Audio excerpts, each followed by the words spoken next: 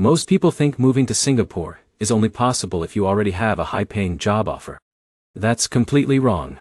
Here's the truth, no one tells you. Thousands of entrepreneurs move to Singapore by starting a business first, not by getting hired. In this video, I'll show you exactly how to move to Singapore through entrepreneurship in 2026, the visas available, how much money you realistically need, and the biggest mistakes that get founders rejected. Let's get into it. The easiest pathway for most foreign entrepreneurs is setting up a Singapore private limited company. Singapore is popular because taxes are low, banking is strong, and the country is extremely business-friendly. But here's the problem. Opening a company alone does not automatically let you live in Singapore. This is where many people get confused. You normally need a visa connected to your business.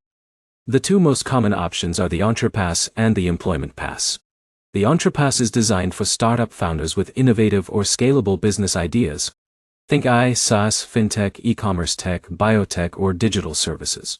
Singapore wants businesses that can grow and create economic value. For example, Jake from the US launches a logistics software startup targeting Asian shipping companies. That type of business fits Singapore much better than a random small trading company. Now here's where it gets interesting. Many founders actually use the Employment Pass route instead. In this setup, your Singapore company hires you as the director or employee. This is common for consultants, agency owners, marketers, and online business operators. Step 1 is choosing your business activity carefully. This matters more than most people realize.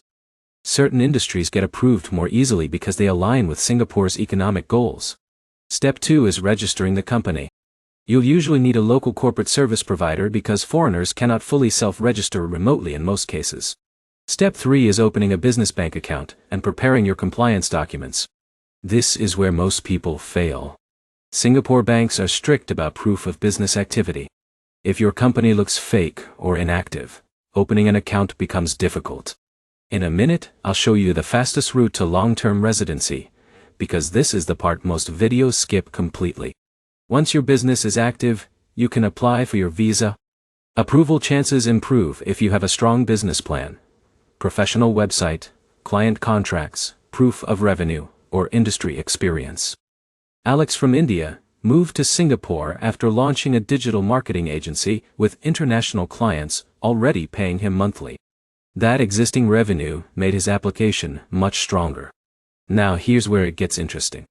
After living and operating your business successfully in Singapore for several years, many entrepreneurs apply for permanent residency, also called PRY. There is no guaranteed approval, but stable income, tax compliance, and local economic contribution all help. So here's the bottom line. If you want to move to Singapore in 2026, entrepreneurship is one of the most realistic paths available. Focus on building a real business, staying compliant, and showing long-term value to Singapore's economy. If this video helped you, hit like, subscribe, and comment below with the business you'd start in Singapore.